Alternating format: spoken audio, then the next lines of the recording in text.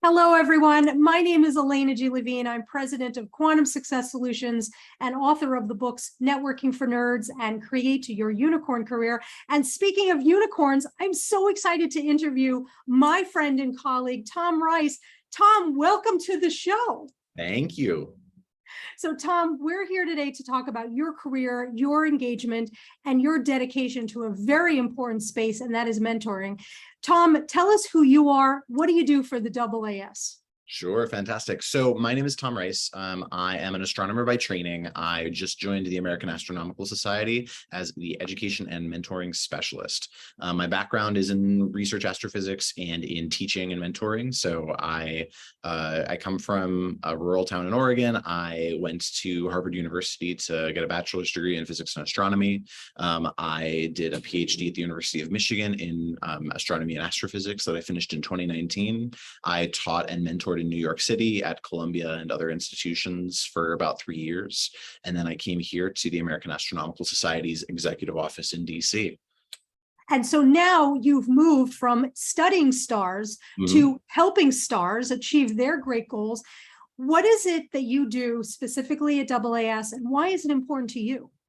That's a fantastic question, Elena. So broadly speaking, I am leading the education activities here at the American Astronomical Society, and anything that falls under making education and mentoring within astronomy more effective, equitable, and inclusive.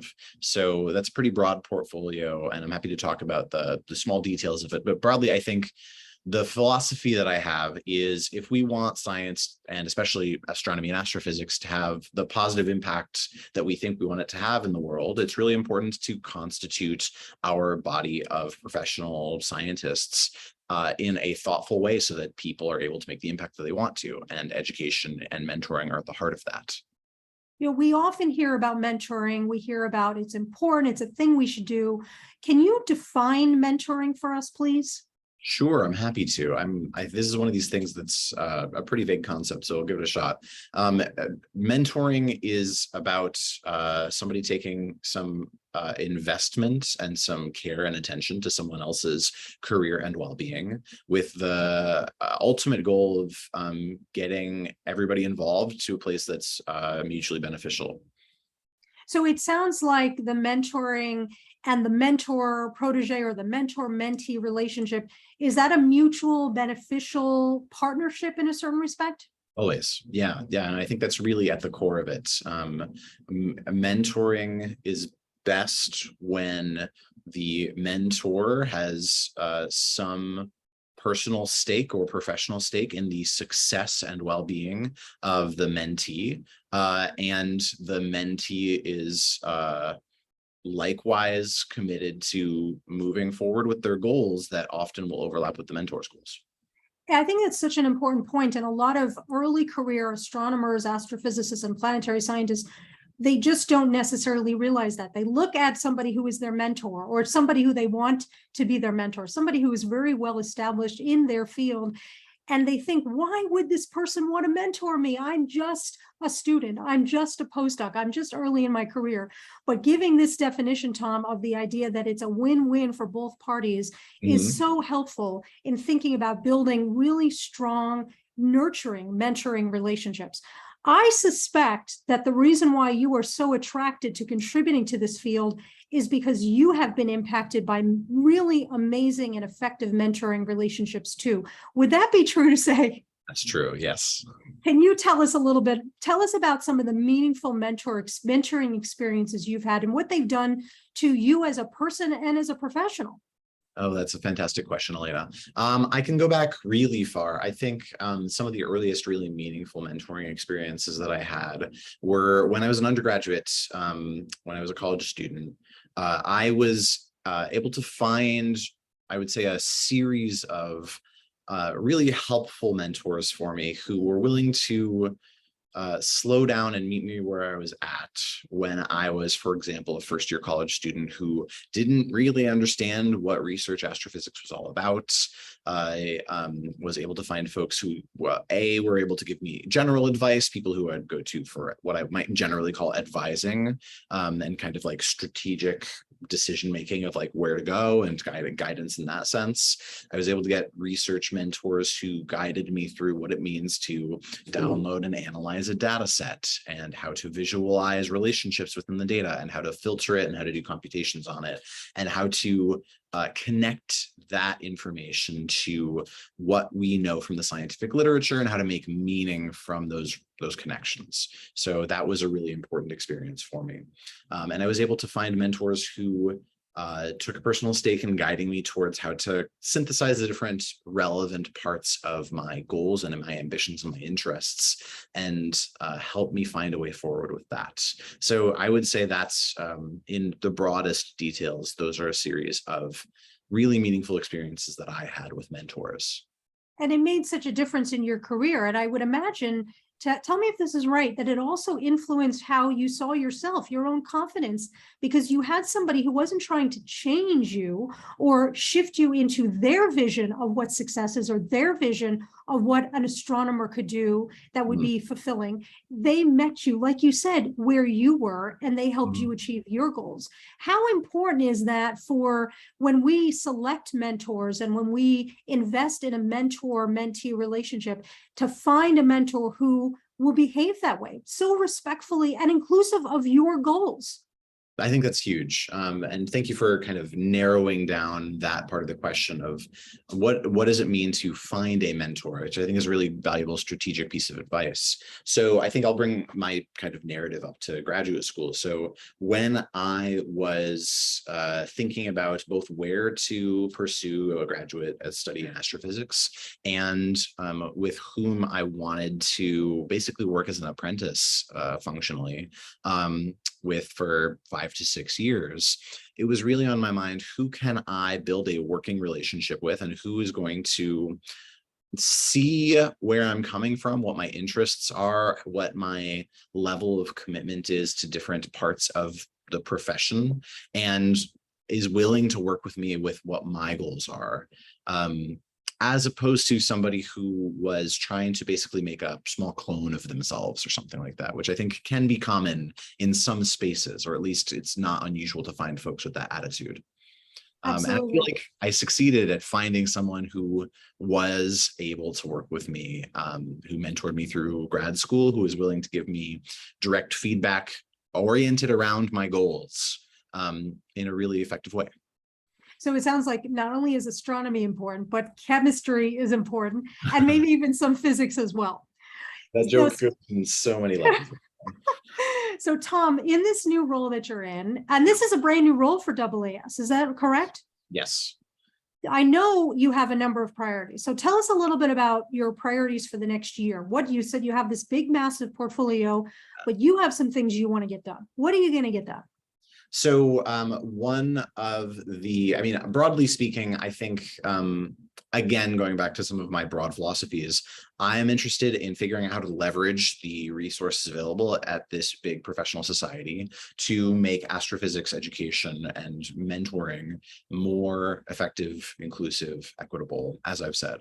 And so one of the priorities for my first year is getting involved in a program called Team Up Together, which is an effort to identify the ways in which specific demographic groups are being failed by the education and mentoring pipeline in physics and astronomy. This program happens to be focused on African American and Black students, and figuring out what support folks need to be as successful as they can be in physics and astronomy.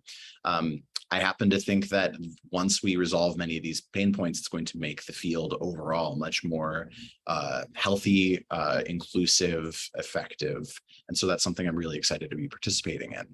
Another piece of the projects that I'm focused on is an effort called the Inclusive Graduate Education Network, which is, as its name implies, a network of organizations and institutions, including schools, that are committed to making graduate education in the physical sciences more inclusive, as the name goes. And so I'm working with a couple of social scientists at the University of Southern California to run a number of workshops aimed at helping faculty make their graduate admissions more inclusive and equitable. So that's another program that I've got my fingers in. I can keep naming things, Elena. Is there anything specific that you want to highlight? Well, actually, Tom, now that I think about it, yes, Sure. there's a wonderful program that you were involved in called Mentoring 365. Sure. I know we started you actually are spearheading this for the society, and we announced it. I think it was at the summer meeting in 2022. Yeah. Tell us about Mentoring 365. What is it? Why is it important? How can people get involved in it? Fantastic. So this is at the core, Mentoring 365 is an online platform that will help you as either a mentor or a mentee find people to work with in a mentoring relationship. And so that's really at the heart of it. In simple terms, it has an online interface in which you can create a professional profile with your interests and specialties, and it will, as you log into the system, especially if you're a mentee seeking a mentor, will do a similarity analysis of your interests and priorities and suggest mentors in the system who you might benefit from contacting and potentially agreeing to have a mentoring relationship with. One of the things that I really like about this opportunity with Mentoring 365 that you're leading is that it allows the members of AAS to have more than one mentor. We're so used to being told that a mentor is only our advisor, but like you said, the mentor can come from anywhere. And Yep. Here with Mentoring 365, I as a member could potentially get a mentor in another field or subfield, certainly another region of the world, another type of institution. That diversification is such a great benefit. How important is it to have a diversified series of mentors? Even how important is it to have multiple mentors, Tom? I think that's huge, Elena. I think one of the most important things is, no individual person can give you mentorship advice to exactly match what you're looking for, because everybody's different. And so I think one of the best strategies that I would advise people to adopt is to identify a list of different things that you want to get out of your path, and to find mentors that can provide expertise in overlapping ways, so that you can receive advice and feedback and wisdom that is really more than the sum of the individual pieces of advice that you're getting. Exactly. One of my colleagues called it a personal board of directors. And when I heard that term, I really seized on it. I loved that concept that we could have mentors across the world, across diverse fields, communities, and so forth. And like you said, Tom, not every single one is going to provide a different level and a different type of insight, advice, and help. And having this collective body and Mentoring 365 helps to perpetuate that and really foster the sense that we can get access to ideas and inspiration and help from a diversity of our community members around the world. So I'm really excited to see. Do you have a timeline? When can we expect milestones? What's going to be happening? Is it open now? Can I sign up right now? Great question, Elena. So I am pleased to announce that the applications are now open. So you, as a member of the AAS, or as somebody who's interested in learning more about astrophysics, astronomy, the space sciences generally, can go to mentoring365.cronus.com today and sign up to become either a mentor or a mentee. One of the benefits and one of the big opportunities of this platform is that it is a cross-society effort, which is to say there are other professional societies of other scientific communities that are plugged into the same system. So especially if you're in an interdisciplinary field, for example, if you're working on planetary sciences, there's a large community of Earth and planetary scientists, mostly associated with the AGU, the American Geophysical Union, who are already plugged into the platform. There are hundreds of these members who are actively using this site. So this is an opportunity for astronomers and space scientists broadly to take part in this network and to contribute to each other's professional success.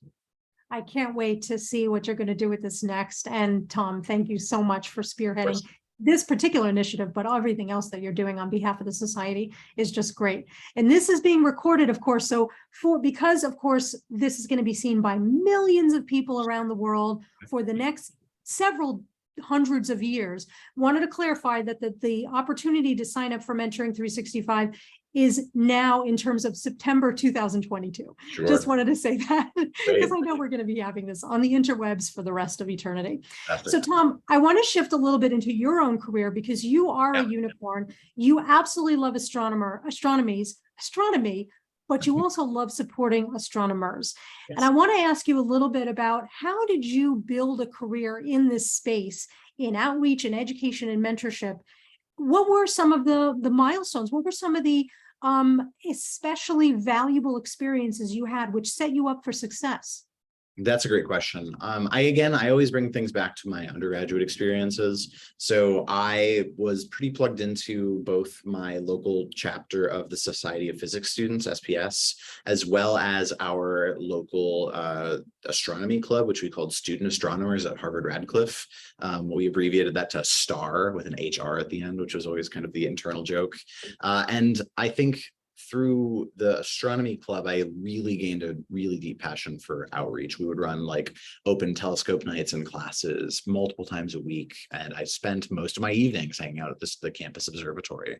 So that was a really deep commitment that I had both to space and to the study of the night sky, but also to just like sharing with people and indulging people's curiosity, which I was really, really happy about. With the Society of Physics Students, we set up kind of a big SIB, little SIB program between upperclassmen and underclassmen, people who were advanced in their undergraduate degree and people who were just starting out. And so I think I mentored 5 or 6 different individuals during my last couple of years in college who were people who were interested in pursuing studies in physics or astronomy. And I found it really meaningful just to sit down with them, to ask them what their goals were and to identify ways in which I could be personally helpful in guiding them in the next direction. And I think that was a very early experience of mentoring that I think communicated to me that that was something that I wanted to do well and to keep doing. It's so interesting to me to hear from fellow professionals who built their career, their origin story originated with SPS or their astronomy club. Same thing with me. I was active in SPS in my school and I learned about business and event planning and marketing. And it really was such a such a foundational experience in thinking about how I wanted to build my business in communications and in service. So Tom, as I think about the many, many people who are going to be watching this and they're curious how they can position themselves for success in a career in astronomy, education, outreach, mentorship, service, what are some of the things that they should do? How can they position themselves for success? What should they be doing at this moment, wherever they happen to be and whenever they happen to be in their career? Ooh, that's a great question. I think it's hard to give advice for such a broad set of topics, but I'll try to boil it down to a few pieces that I think are relevant. I think practice is excellent. So I think I would not be the science communicator, teacher, mentor that I am if I hadn't given myself a lot of opportunities to practice through my undergraduate experiences, through various adventures that I had in between undergraduate and grad school, when I was a grad student, and working as a teacher and a research scientist. Just giving myself lots of opportunities to interface with different kinds of people who were curious and seeing how I could be of use to them. So that was really important for me. So just constant practice. I think another thing that I would say is really valuable is to have a sense of balancing in a very proactive way, making sure that your day-to-day and week-to-week professional experiences have things that sustain you, things that feel good, so that you're not burning yourself out, but you have these little wins. And also having some sense for the sustainability on like the hireability, if I can use that term, side of thinking about what options are going to be opened up by taking a certain path. And so thinking, for example, like having a PhD is much more valuable than other degrees when it comes to strictly academic kinds of work, for example. And so if you are somebody who is interested in working within a university or having certain roles in the broader academia complex, a doctoral degree is very helpful. And so thinking about how that kind of analysis of what opportunities might be bottlenecked by certain kinds of credentials or networking experiences or work experiences, and being strategic about that, not necessarily being totally mercenary, but being mindful that these jobs can often be competitive, and it can be really valuable to think about what's going to maximize your success. And so balancing that again with that first thing of like making sure that you like what you do. I'm so glad that I'm happy. I am joyful that you brought up this concept of going towards what feels good. And I love the way you phrase that, because too often in science and in academia, we're not specifically told to do that. We're told, oh, you want to be an astronomer? Okay, you have to work hard. You have to do this, you have to do that. Or, oh, you want to be an astronomer? Okay, there's things that you have to do. But they don't necessarily even mention the joy factor. And with me, I found that when I realized that I love communication, I love speaking, I love service, that's when I began to realize, wait a second, this is something that I could build into a career for myself. For you, Tom, when and what gave you the joy moment when you realized, wait a second, I love this type of stuff. This may be the path for me. That's a good question. I mean, I feel there, I have an answer to the question that you asked, but I feel like an almost more important answer is like, when did I start to conceptualize that this was important to me? A part of my particular path is that in between undergrad and grad school, I happened to win an undergraduate thesis award when I was an undergraduate that allowed me to like spend a few months not working, which I was really grateful for. And so I took a bunch of music lessons and I spent a bunch of time with like jazz musicians and indie musicians in Portland, Oregon. And that was like how I spent part of my year off in between certain work experiences in the software world and certain research experiences doing stuff with observatories. We could have another webinar on like my random adventures in this space.